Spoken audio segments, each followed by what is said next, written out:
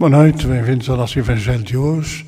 Hoje, homenageando também, outra vez, Francisco Canto Xavier e o Evangelho à sombra do abacateiro, embora o tempo não permite que estejamos juntos aos abacateiros para ser mais próximo a essa homenagem. Vamos cantar uma canção, exatamente o Cântico de Esperança, os que nos seguem e que têm os livrinhos dos cânticos, na página 32.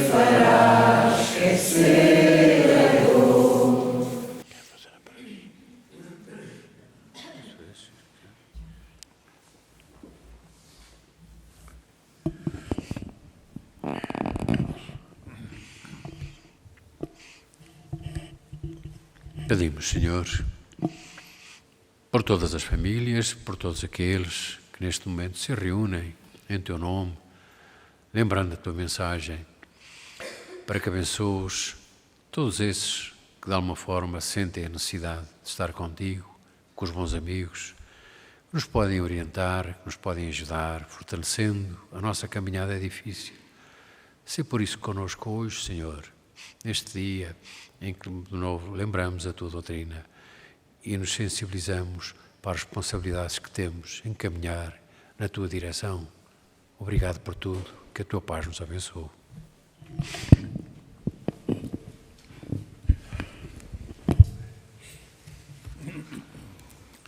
Do Evangelho segundo o Espiritismo, capítulo 12,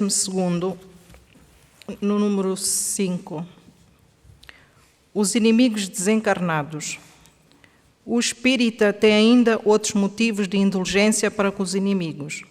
Ele sabe, antes de tudo, que a maldade não é o estado permanente dos homens, que decorre de uma imperfeição momentânea e que, da mesma maneira que a criança se corrige dos seus defeitos, o homem mau reconhecerá um dia os seus erros e tornar-se-á bom.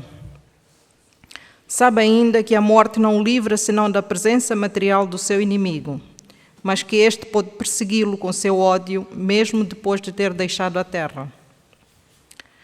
Que assim a vingança atinge o seu objetivo, que ela tem, pelo contrário, como efeito produzir maior irritação, que pode continuar de uma existência para outra.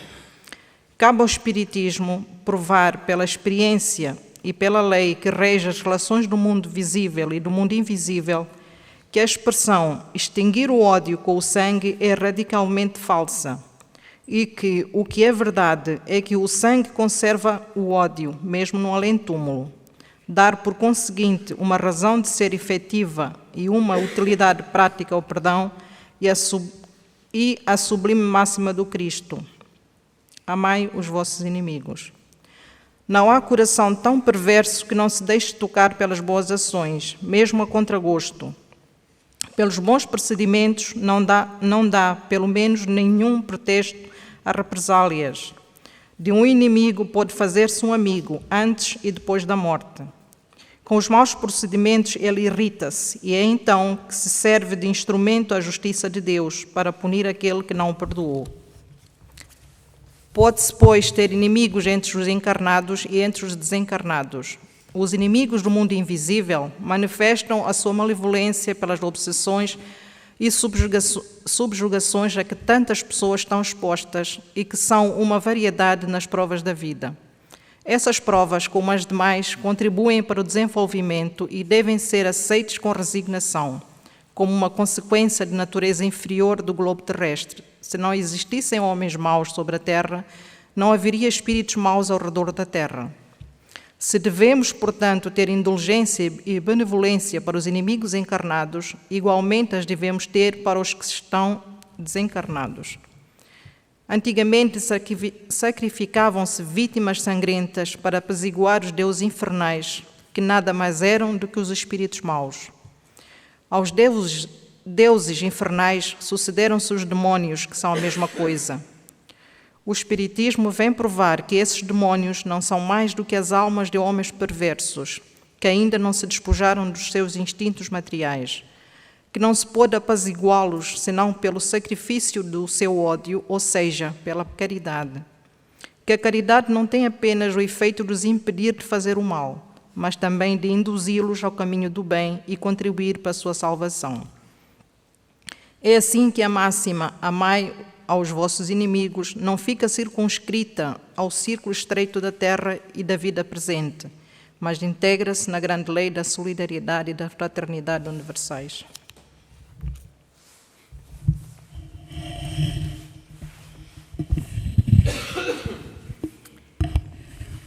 Obrigada. Do Jornal Espírita, de novembro de 2019, o artigo "O Dia Sempre Chega", 12 e 14 de novembro de 2019, capítulo 22º, número 5 e 6, do Evangelho segundo o Espiritismo.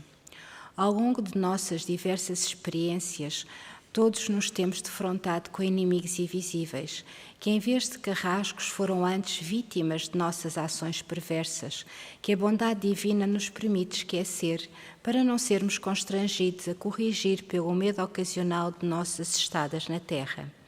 No ciclo de nossas reencarnações fizemos esses inimigos, que não eram mais do que amigos, embora em caminhos equivocados, de que muitas vezes tivemos a oportunidade de deles sairmos. O tempo faz sempre com que a verdade venha ao de cima e tudo se torna bem mais compreensível, abrindo caminho à indulgência e ao perdão. Numa dessas oportunidades, podemos dialogar com um desses muitos inimigos, em pleno trabalho espiritual, de paciente diálogo, nem sempre ou quase sempre difícil. Ele dirigiu a nosso companheiro o convite para regressar ao grupo a que pertencera e que traíra, abandonando-os. A resposta não podia ser outra.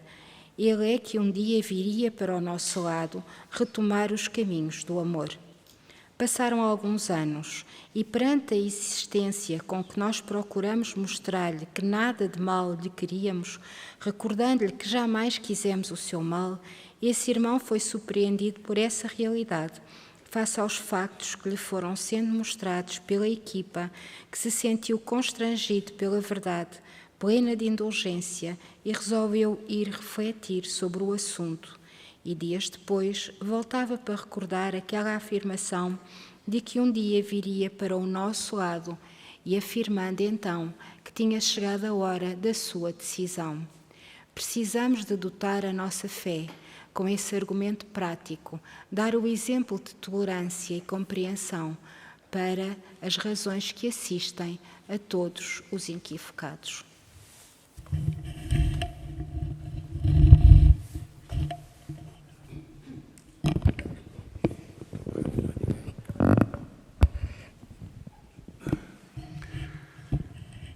Era natural que as pessoas, lendo o Evangelho ao longo dos séculos, tivessem sempre dificuldades em interpretar muitas das mensagens curtas, ditas e anotadas pelos apóstolos, e que sabemos ao longo da história têm sido adaptadas a cada século por cada intérprete daquilo que são as leituras que estão escritas. Era difícil entender muitas das passagens, como ainda hoje muitos dos cristãos sentem essas dificuldades. Particularmente o Espiritismo, vindo na hora certa, trouxe outros detalhes, outras formas de ver, outras formas de explicar, embora todas elas baseadas naquilo que é a base que o Cristo, que Jesus nos trouxe. A grande mensagem de solidariedade, de fraternidade, de amor, vem dizer ao homem da forma como pode e deve comportar-se, como pode e deve relacionar-se. As explicações simples que os Espíritos nos trazem para aquelas dúvidas em mensagens curtas, nas parábolas que estão escritas, permitem-nos a todos nós, aqueles que querem debruçar-se um pouco sobre as leituras explicativas do Espiritismo, quais são os resultados para as dúvidas eventuais que existem sempre nessas mensagens, que por serem curtas poderão colocar na mente das pessoas essas dificuldades no entendimento. A doutrina é simples também se for lida e observada com alguma atenção. Não quer dizer que lendo uma vez, lendo duas vezes, teremos logo a capacidade de poder interpretar. Mas ao longo do tempo vamos compreendendo que tudo aquilo que são as mensagens ditas por Jesus são mensagens que têm a ver com a base das leis que o Pai nos deixou e que Ele trouxe com toda a sua fraternidade e amor. É hoje confirmado que muita da ciência mais progressista cada vez mais procura entender e interpretar aquilo que o Cristo fez. E é para nós, para aqueles que de alguma maneira acompanhamos essas situações, benéfico que assim aconteça, porque religião e ciência terão que se entender, e a ciência hoje, procurando cada vez mais interpretar os conhecimentos e as explicações e os prodígios que o Cristo no seu tempo fez, vem confirmar não só aquilo que é a vida, como fundamentalmente aquilo que cada um de nós deve fazer para que a sua própria vida e a sua própria caminhada possam ser mais equilibradas e mais esperançosas.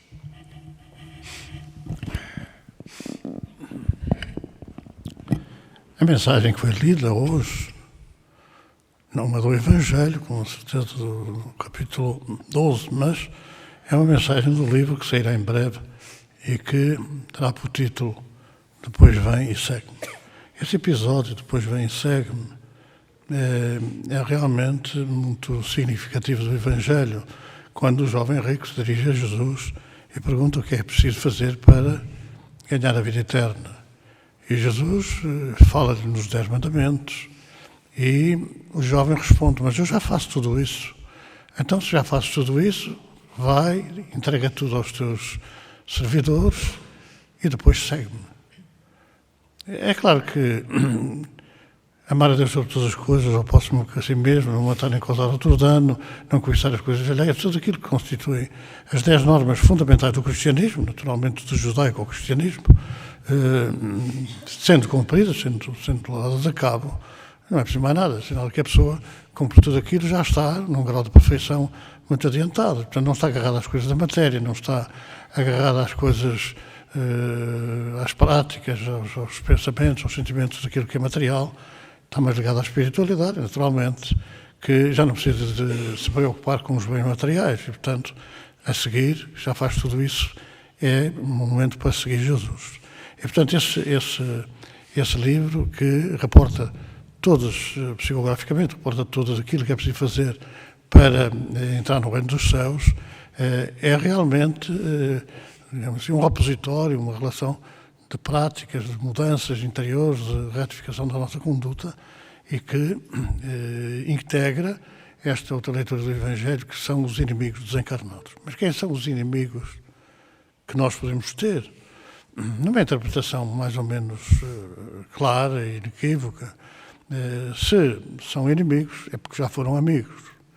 Naturalmente que ou fizeram-nos alguma coisa que nos pôs as relações às avessas, as relações cortadas, ou fizemos nós. Portanto, ou para nós eles tornaram-se inimigos, ou para eles tornamos-nos nós inimigos.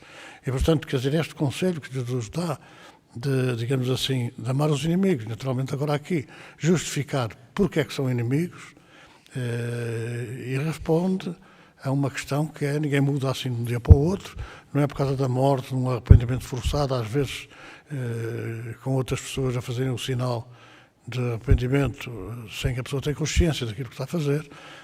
Isso é uma prática que se baseia em equívocos, quer dizer, em ideias que nos meteram na cabeça e que faz com que, por exemplo, depois se faça tudo e mais alguma coisa com a convicção de que depois tudo passa, tudo é perdoado, tudo é esquecido. E esquecemos de nós também que Jesus falou que tudo aquilo que se faz errado tem que se pagar até o último centavo. Não há descontos, não há desculpas de mau pagador, há por simplesmente um encontro com a lei. Temos a oportunidade de saldar tudo isto? Temos a oportunidade de saldar tudo isso, mas temos que saldar. Isto resulta de alguma forma de, talvez, nas traduções dos textos, ter surgido uma ideia errada a propósito da outra passagem do Evangelho, em que o senhor rico perdoa um valor incalculável de alguém que lhe vai pedir para pagar a sua dívida a pouco e pouco, e depois é transmitido como uma consequência. O senhor perdoou completamente ao seu servo. Depois o outro sai e perante alguém que lhe devia 100 sestércios, não só não perdoa, como manda que seja preso até lhe pagar até o último centavo. E o senhor depois, que perdoou primeiro, mandou chamar, então fizeste isto e tu fizeste aquilo, então metam-no na prisão, onde há choro e ranger de dentes. Portanto, é uma, digamos assim, é mais uma lição que provavelmente não terá sido bem assim. Provavelmente o senhor terá perdoado digamos, as consequências da dívida, mas não terá eximido do pagamento da dívida, porque isso é ilusório. Dizer assim, bem, o fulano devia uma quantidade, um valor elevado, e perdoa-lhe tudo. Pronto, não pagas nada, está tudo perdoado. Sinalizando, são coisas materiais, que nós devemos perdoar as dívidas que tenham connosco, porque no Evangelho está isso. Eu acredito que esteja o perdão, a concessão de uma oportunidade para pagar a distância, para ir pagando aos bocados, e não propriamente isentar a pessoa da responsabilidade de pagar a sua dívida. Mas tudo bem, quer dizer, o princípio em si é válido na análise de que, de facto, nós temos que perdoar aos outros para podermos ser perdoados também, que não foi o que aconteceu com esta parábola. Então, naturalmente, que esta lição é importante, referida no Evangelho, até para depois buscarmos as razões porque é que os inimigos são desencarnados. porque já eram inimigos antes de desencarnarem. Porque não há ninguém que, não tendo nenhum problema connosco, não é, que desencarne e se venha vingar de quê? Não tem nenhum problema. Se não tem nenhum problema, não há com o que se vingar. Não, mas vinga-se. Então é porque alguma coisa não está completamente saldada, alguma coisa não está completamente resolvida. E, portanto, quer dizer, nesta perspectiva, naturalmente que temos que buscar outras razões. Porquê é que os desencarnados perseguem? Porquê é que têm alguma coisa contra nós? Se nós não fizermos nada, seremos inimigos. Então, em realidade, quer dizer, há uma causa objetiva e racional para que eles nos persigam, para que eles tenham alguma coisa contra nós. E é essa busca que os espíritas têm possibilidade de justificar, porque, como temos que pagar até o último centil, Deus pode aproveitar da fraqueza dos outros ou da inferioridade dos outros para servir-nos de, digamos assim, resolução, por nova oportunidade, dos problemas que temos tido. E nós sabemos que se alguém que está invisível, alguém que está no mundo espiritual, tem alguma coisa contra nós, há uma razão objetiva. E depois, porque Jesus também ensinou que antes que venhas trazer a tua oferta ao altar, vai reconciliar-te com o teu inimigo enquanto andas a caminho com ele. Naturalmente, nós não resolvemos o problema, nós não minoramos as reações dos outros. Antes ou enquanto andamos a caminho, temos que nos prevenir, porque quando deixarmos de andar a caminho, naturalmente que é mais fácil a vingança do que provavelmente à vista. Nós, encarnados, podemos ver alguém com quem temos diferendo à distância, maior ou menor, e afastar-nos e evitar esse reencontro. Enquanto com os desencarnados não pode acontecer, ou não acontece, porque se eles têm alguma coisa contra nós e não houve uma tentativa de reconciliação, naturalmente que eles vão fazer tudo para se vingar, e como estão, digamos assim, escondidos ou estão invisíveis, naturalmente que é mais fácil para eles terem essa reação. Então é preciso saber porquê ninguém é inimigo desencarnado se não houver razões objetivas para esse sentimento. Então é essa razão objetiva que nós temos que procurar. Conhecer, saber, para podermos, de alguma forma, não atacando, defendendo-nos, para que não haja outras consequências. Portanto, é muito importante esta referência, esta assertiva, esta afirmação, esta constatação. Por outro lado, também a nós nos convida a ter um bocadinho mais cuidado com as nossas reações enquanto encarnados, porque quando nós nos estivermos face a face uns com os outros, certamente que temos que esperar a vingança, temos que esperar uma reação contra nós, mas que não concita a revolta, mas antes à busca da compreensão das razões, dos porquês disso. Portanto, os inimigos desencarnados eram aqueles que, sendo encarnados, estiveram diferentes connosco, criamos condições de um lado ou do outro para essa inimizade e, portanto, temos que, de alguma forma, compreender, não nos revoltarmos e procurar minorar as consequências dessa situação, da ação dos desencarnados contra nós. Alguém quer fazer algum comentário? Colocar alguma questão?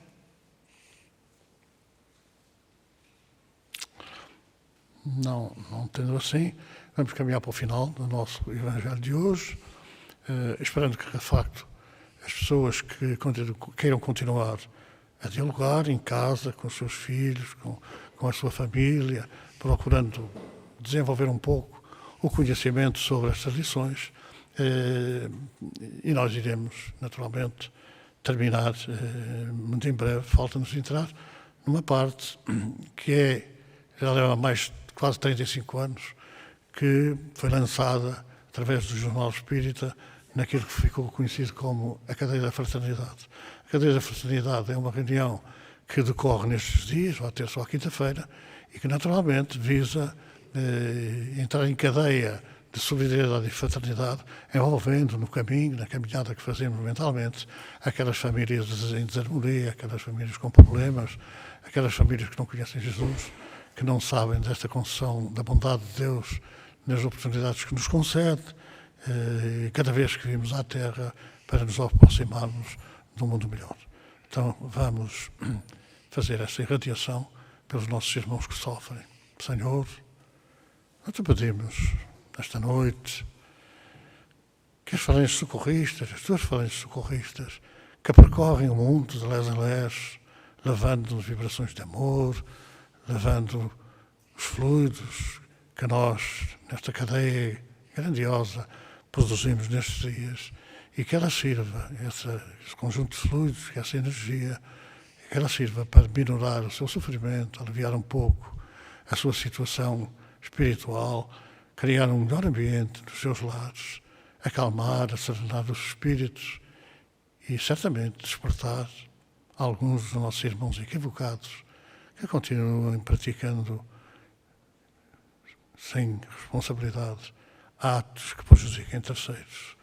Toma a nossa oferta, Senhor, a nossa energia, multiplica a 100 por 1, como nos ensinaste, e que esta noite seja um pouco mais tranquila, mais serena, com mais paz nesses lados.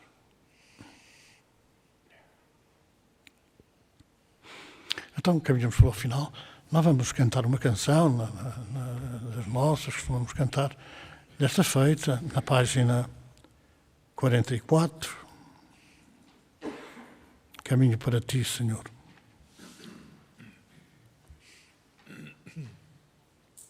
Perdão, é na página 45? Sim, sim. É a página 44 podemos cantar, não é difícil. E então, como é mais difícil, tem aqui umas voltas musicais. Vamos cantar este Sim, sim. E já agora aproveitem. Hoje, neste dia do Evangelho, depois de o terminarem, os esposos dancem. É uma valsa bonita. Dancem um com o outro. Não é preciso ir a bailes para dançarem. Mas exteriorizem o vosso amor, a vossa energia. Partilhem o casal, partilhem essas vibrações. E vamos cantar esta valsa, que é o Sim, sim.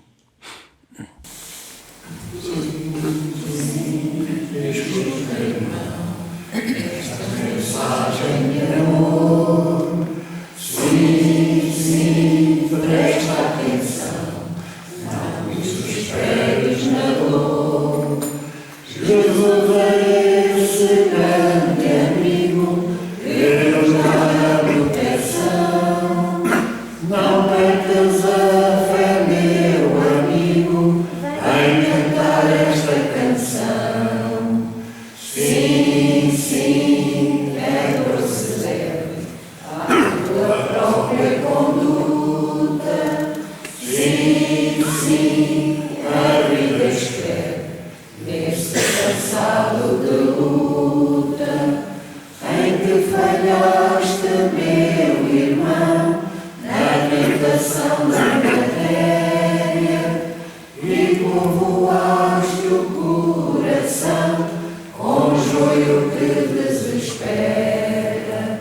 Sim, sim, escuta, irmão, Jesus conclama o amor.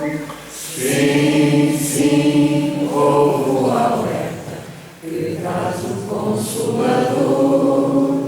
Se tu quiseres e perdoares, terás que a salvação, e no alto verás julgar a luz divina e o perdão. Sim, sim, vem, meu irmão, acordar para a aventura. Sim, sim, segue esse irmão, que te conduz com ternura pelo caminho, a verdade e a vida, na direção dessa luz. Segue a estrada, busca a guarida, onde te espera Jesus. Para umas mãos livres, podem distribuir a água, fazem favor.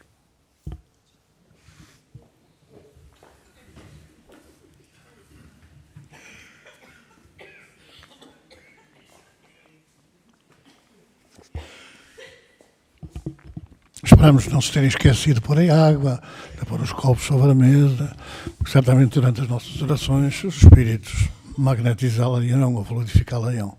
E nós vamos ficar por aqui, estamos também a fazer o mesmo aqui, a tomar a água fluidificada. Vamos nos despedir de todos, até à próxima semana, se Deus quiser. Muito boa noite e que Deus abençoe a todos.